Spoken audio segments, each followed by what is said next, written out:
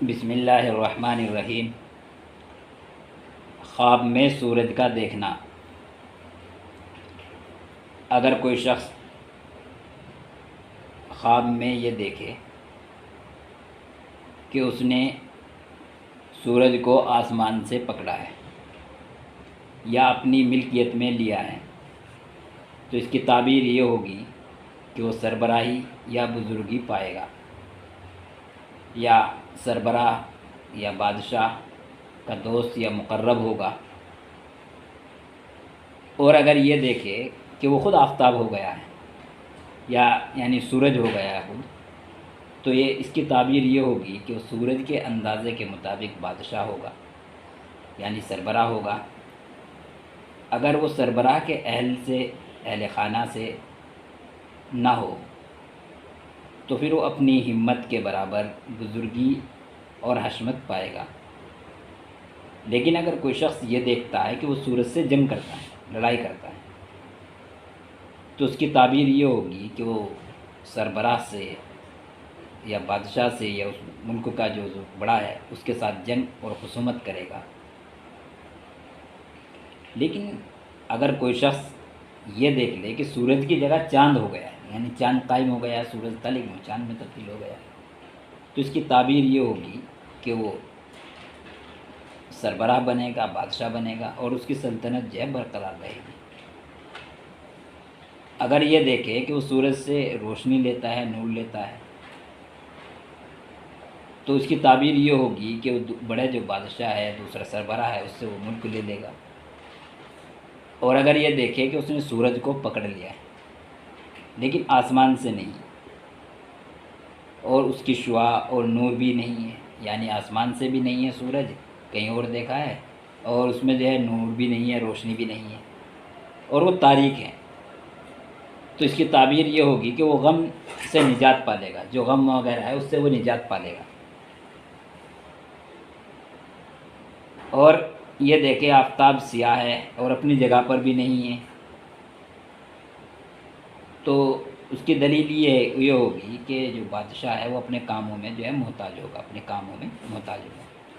حضرت ابن سیرین رحمۃ اللہ علیہ فرماتے ہیں کہ خواب میں سورج بزرگوار بادشاہ ہوتا ہے، اور چاند جو ہے وزیر ہوتا ہے، اور زہرہ عورت اور عطارد بادشاہ کا منشی، مریخ شاہی پہلوان، اور باقی ستارے بادشاہی لشکر ہوتے ہیں۔ یہ جو ہے ان کی تعبیر ہے۔ حضرت جابر مغربی رحمۃ اللہ علیہ نے فرمایا کہ خواب میں سورج باپ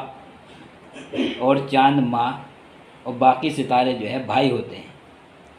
چنانچہ انہوں نے جو اس کی دلیل دی ہے وہ قرآن کریم سے دی ہے،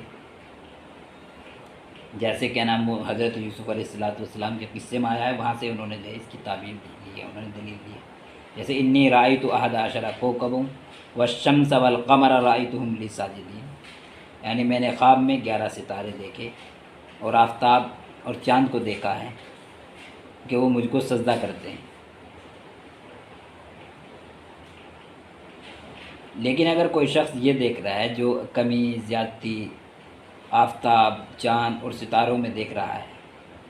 تو ماں باپ اور بھائیوں پر اس کی دلیل ہے، یعنی ماں باپ اور بھائی ہوں گے۔ اگر دیکھے کہ سورج روشن اور پاکیزہ نکلا ہے اور اس کے گھر کے اندر چمکا ہے، تو دلیل یہ ہے کہ وہ اپنوں میں سے عورت چاہے گا۔ اگر دیکھے کہ ابر وغیرہ آفتاب کے نور کو ڈھانپتا ہے، یعنی ابر کہتے ہیں بادل وغیرہ جو ہے ڈھانپ لیتا ہے سورج کی روشنی کو، تو اس کی تعبیر یہ ہوگی کہ جو ملک کا سربراہ ہے، بادشاہ کا، تو اس کا حال خطرناک ہوگا، اور اس کے احوال خاص کر جب سورج کو کھلتا دیکھے بدل جائیں گے۔ اگر دیکھے کہ سورج سیاہی سے روشنی میں آیا ہے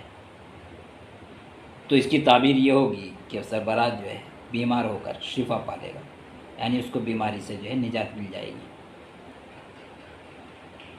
اگر یہ دیکھے کہ سورج کے جسم پر رسی یا دھاگا لٹکا ہوا ہے اور اس نے اس پر ہاتھ ڈالا ہے، تو اس کی تعبیر یہ ہوگی کہ وہ سربراہ سے مدد اور قوت حاصل ہوگی اس کو،